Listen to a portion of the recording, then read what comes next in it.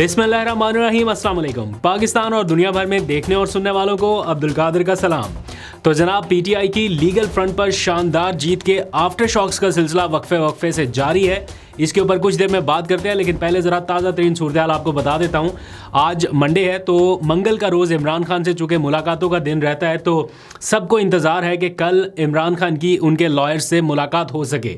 ये कोई 18 तारीख के बाद से लेके अब तक एक गैप जैसी सिचुएशन नज़र आई, जहाँ पर उनकी सिर्फ फैमिली के मेम्बरान, जिनमें उनकी 3 बहनें शामिल हैं, सिर्फ वही मिल सके। उनके लॉयर्स, पॉलिटिशियंस, जो पार्टी के बाकी मेम्बरान हैं, वो नहीं मिल पा रहे। बार बार अडयाला जेल का रुख करने के बावजूद, इवन के हाथ में अदालत के ऑर्डर्स लिए भी, लेकिन नहीं मुलाकात हो सकी। तो अब मंगल का रोज़ चूँकि मुलाकातों के लिए मुतय्यन है, तो देखते हैं कि कल मुलाकात होती है या नहीं। चंद ही घंटे बाकी रह गए, तो सबको इंतज़ार है और सारे ही कल पहुँचे होंगे अडयाला के बाहर। तो आपको एक अलग किस्म का मंजर नज़र आएगा। अगर मुलाकात हो गई तब भी, अगर ना हुई तब भी, बहुत सारी डेवलपमेंट्स कल अडयाला जेल से होनी है।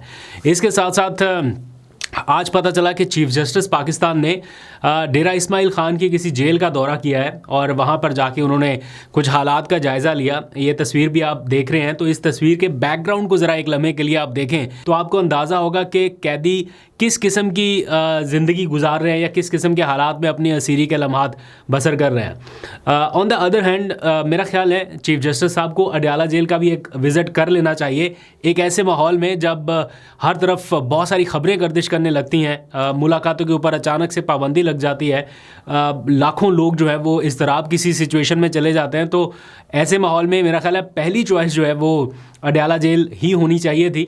बहरहाल उनकी मर्ज़ी है, जहाँ चाहें वो जा सकते हैं। आपको याद है उन्होंने एक कमेटी कायम की थी जेल इस्लाहात के लिए या जेल रिफॉर्म्स के लिए, और उसमें खदीजा शाह को शामिल किया गया था। तो वो कमेटी जब गई अडयाला जेल में और उन्होंने कहा कि इमरान खान के सेल का विज़िट करना है या उनसे मुलाकात करनी है, तो उन्हें इजाज़त नहीं मिली थी। और खदीजा शाह ने एक ख़त लिख के बताया था चीफ जस्टिस साहब को कि हमें मुलाकात की इजाज़त नहीं मिली। उसके बाद उसके ऊपर कोई एक्शन नहीं हुआ। कोई अडयाला जेल के सुपरिटेंडेंट को बुला के नहीं पूछा गया कि भाई हमारी बनाई हुई कमेटी को आपने इजाज़त देने से इनकार कैसे किया। होना तो ये चाहिए था कि तलबी होती, जवाबदेही होती, लेकिन वो हुआ ही नहीं सिलसिला और मामला वहीं का वहीं। तो ऐसा लगा है कि कोई हाईएस्ट या एपेक्स फोरम से भी कोई चीज़ आ जाए, कोई ऑर्डर आ जाए, तो उसको भी अडयाला जेल के सुपरिटेंडेंट साहब जो है वो अंडू कर सकते हैं। एनीहाउ, ये इस वक्त का सारा सिनेरियो है। तो कल जो मुलाकातें होंगी उस पर बड़ी नज़र रखेंगे और आपको अपडेट करेंगे। अब आ जाइए ज़रा आज की एक और डेवलपमेंट। आपको पता है इंतखाबात के बाद हुकूमतों का 1 साल मुकम्मल हो चुका। 8 फरवरी को इलेक्शंस हुए थे, तो उसके बाद कुछ दिन लगे, हुकूमतें वजूद में आई, काबीना बनी एंड सो ऑन। तो 1 साल मुकम्मल हो गया। तो पंजाब हुकूमत अपनी परफॉर्मेंस रिपोर्ट शाया कर रही है। अखबारों में आपने इश्तिहारात देख लिए, 365 दिन कैसे कैसे गुजरे। पंजाब हुकूमत अपनी कारकर्दगी बता रही है कि जनाब हमने अवामी खिदमत के लिए इन शोबों में काम किया। On the other hand, KP ने एक फ़ैसला किया कि वो एक परफॉर्मेंस रिपोर्ट जारी करे, लोगों के लिए खाली इश्तिहारात ही नहीं, एक परफॉर्मेंस रिपोर्ट कॉम्पैक्ट किस्म की जारी करे, जिसमें लोग खुद ये फैसला कर सकें, या जब कभी लोगों से सवाल होता है ना आपके सूबे में क्या काम हुआ या आपकी हुकूमत ने क्या काम किया, तो फिंगर टिप्स के ऊपर वो सारी चीज़ें हों। अब दोनों साइड्स पे मुकाबला है। पंजाब अपने काम बता रहा है कि जनाब हमने ये किया, उधर से केपी ने अपने काम जो है वो एक परफॉर्मेंस रिपोर्ट में बता दिए कि जनाब 25 सेक्टर्स ऐसे हैं समाजी खिदमात के जिनमें हमने ये काम किया। तो कल अगर कोई आपसे पूछे कि आपके सूबे में सोशल प्रोटेक्शन के लिए कौन कौन से काम हुए हैं, तो ये चीज़ें सारी फिंगर टिप्स पे आपके पास होनी चाहिए। आई होप कि ये रिपोर्ट जो है ये अवामी सतह पर कल परसों तक दस्तयाब होगी, ताकि सारे लोग इसको अच्छे से पढ़ सकें कि सोशल प्रोटेक्शन में क्या काम हुआ है। तो ये पूरी उसमें एक डिटेल जो है वो बताई गई है। On the other hand, Punjab अपने काम बता रहा है, तो एक तगड़ा मुकाबला होगा। आप लोग कहाँ से ये व्लॉग सुन रहे हैं, पंजाब से या खैबर पख्तूनख्वा से, ज़रूर बताइएगा कंपेयर करके या कंपैरिजन में आप क्या समझते हैं कि आपके सूबे में कौन सा काम ऐसा है जो बेहतर हुआ और किस शोबे में बेहतरी की गुंजाइश है, ताकि आपकी ये आवाज़ लोगों तक पहुँच सके। हम इसमें देख के भी लोगों को बता सकते हैं कि लोग इस चीज़ का मुतालबा कर रहे हैं।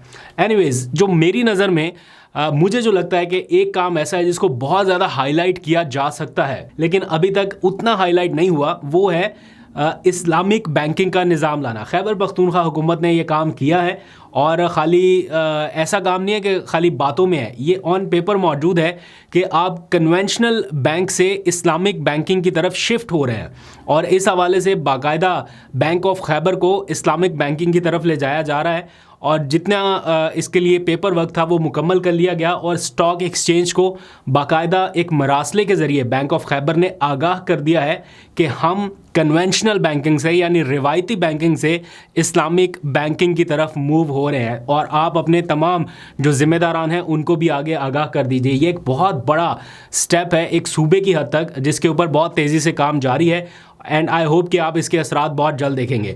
इमरान खान अक्सर ये कहा करते थे, ये बल्कि ये रिवायत जो है ये मुकाबले की ये उनकी जानिब से शुरू की गई कि आप जो काम कर रहे हैं उसको बजाय इसके कि इश्तिहारों में दिखाना आप लोगों तक वैसे पहुंचाएं कि जनाब ये काम किए, लोगों के जहनों में वो चीज़ आए। इसीलिए जब भी वो करते थे इस तरह के इवेंट्स, जब 1 साल हुआ तब भी किया, 2 साल हुए तब भी किया, तो जब 3 साल उनकी हुकूमत को मुकम्मल हुए तो मुझे अभी भी याद है कि इस्लामाबाद के कन्वेंशन सेंटर में उन्होंने एक बड़ी तकरीब सजाई और उस तकरीब में उन्होंने वो अपनी 3 साला परफॉर्मेंस रिपोर्ट जो है वो जारी की ताकि अवामी सतह पर उनके जो मंसूबे हैं उनको रिकग्नाइजेशन मिल सके।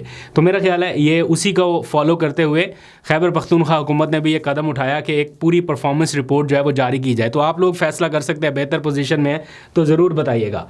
अब आ जाइए ज़रा आज सुबह से आने वाले एक इस्तीफ़े की गूंज, रेड जोन का इस्तीफ़ा जिसके बारे में बहुत ज़्यादा चर्चा हो रही है कि जनाब क्या इसके पीछे मुहर्रकात है। ये इस्तीफ़ा है जुडिशल कमीशन के रुकन अख्तर हुसैन साहब का, जो कि आज मुस्ताफ़ी हुए और ये जजेस की जो तैनाती है या तकर्री है ये उनमें इनका भी एक वोट शुमार होता है। जैसे बाकी सारे लोगों के हैं ना, जितने भी मेंबर हैं जुडिशल कमीशन के, तो ये भी उसका चूँकि हिस्सा है तो ये भी अपना वोट देते रहे हैं। तो 26वीं तरमीम के बाद अब तक कोई मेरा ख्याल 43 के करीब जजेस अपॉइंट हो चुके हैं मुख्तलिफ कोर्ट्स में, तो इनके वोट उसमें शुमार हुए हैं। लेकिन अब जाके जब 43 जजेस तैनात हो गए तो इन्होंने इस्लामाबाद हाई कोर्ट के चीफ जस्टिस के गालबन मामले के ऊपर, जो कि ऑफ द रिकॉर्ड इन्फॉर्मेशन हमारे तक पहुंच रही है गैर रस्मी गुफ्तगू का हवाला देते हुए, कि उनसे गैर रस्मी गुफ्तगू में ये पता चला है कि जनाब इस बारे में उनके तहफ़्फ़ुज़ात थे, सीनियरिटी का मामला जो इस्लामाबाद हाई कोर्ट का भी पेंडिंग है, तो उन्होंने इस मामले पर रिज़ाइन कर दिया है। और लोग कहते हैं कि जनाब इतने सारे वोट आपने दे दिए, इतना कुछ हो चुका, अब all the damage has been done and अब आप रिज़ाइन कर रहे हैं अपने ज़मीर की आवाज़ पे, जब कुछ बचा ही नहीं है पीछे।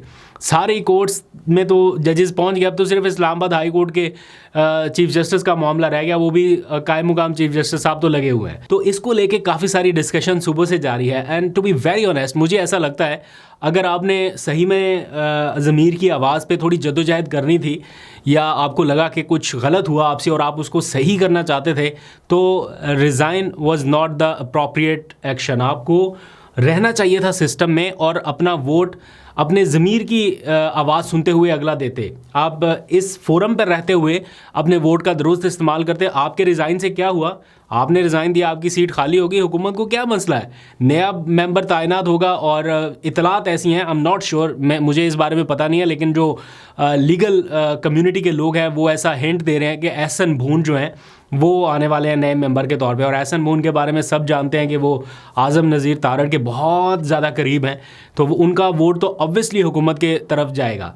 तो अगर आपने कोई फ़ाइट बैक करनी थी तो सिस्टम में रहते, ना कि अपनी स्पेस खाली करके किसी और को ऐसे आसानी से स्पेस देते कि वो अपना वोट हुकूमत के लिए इतने आराम से इस्तेमाल कर सके। तो देखते हैं आगे क्या होता है। बहरहाल ये आज का रिज़ाइन, इस पे बहुत सारी डिस्कशन चल रही है और एंड आई होप कि आगे भी चलती रहेगी, बट ये इसकी पूरी ओवरऑल स्टोरी है।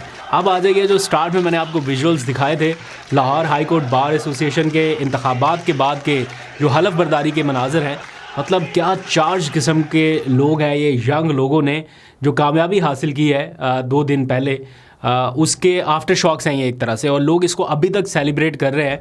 इमरान खान के नारे लग रहे हैं, उनके नाम लेवाए सारे लोग हैं और एक बड़ी कामयाबी के तौर पे इसका जश्न अभी तक जारी है। तो ये सिर्फ लाहौर हाई कोर्ट तक नहीं रहा, मैंने आपको कल के व्लॉग पे भी बताया था कि इस्लामाबाद हाई कोर्ट बार के प्रेसिडेंट भी मुंतखब हो गए, फिर रावलपिंडी बार के जो मेंबरान थे उन्होंने भी अपने अपने इलेक्शन जीते। तो ये सिलसिला शायद अब आहिस्ता आहिस्ता आगे चलेगा। तो बार जो हैं वो अब काफ़ी स्ट्रॉन्ग होती दिखाई दे रही हैं, लेकिन खाली इस तरह के नारे लगाने से या तकारीर करने से वो मकसद अचीव नहीं होगा जिसके लिए लोग आप पे ट्रस्ट कर रहे हैं या आपको एक पॉलिटिकल पार्टी ने सपोर्ट किया है तो पीटीआई की बैकिंग सपोर्ट या जो कुछ भी था एक वो कहीं ना कहीं आपके काम ज़रूर आई है। जितने भी मुंतखब ओहदेदार आना है तो इनको अब प्रैक्टिकल जो चीज़ें हैं वो उसकी तरफ ज़्यादा फोकस करना पड़ेगा। एंड आई होप के इंतज़ार पंजोता जो है उन्होंने जब से जिम्मेदारियाँ संभाली हैं तो कुछ बेहतरी की उम्मीद नज़र आई है। जाते जाते आखिरी खबर तहरीक तहफ़्फ़ुज़ आईन पाकिस्तान के हवाले से, उनका 3 रोज़ा दौरा जो है सिंध का वो आज ख़त्म हो जाएगा। कल मेरा ख्याल है वो सारे के सारे वापस इस्लामाबाद पहुंच जाएंगे। बड़ा कामयाब उनका विज़िट रहा। जिससे मुलाकातें करनी थी सब जगहों पे मुलाकातें हो गई। इमरान खान का मैसेज पहुंच गया, उस तहरीक में शमूलियत की दावत अपनी तरफ से दे दी गई है और अब कल से इस्लामाबाद में पहुँच के ये सारे लोग तैयारियाँ शुरू कर देंगे APC की।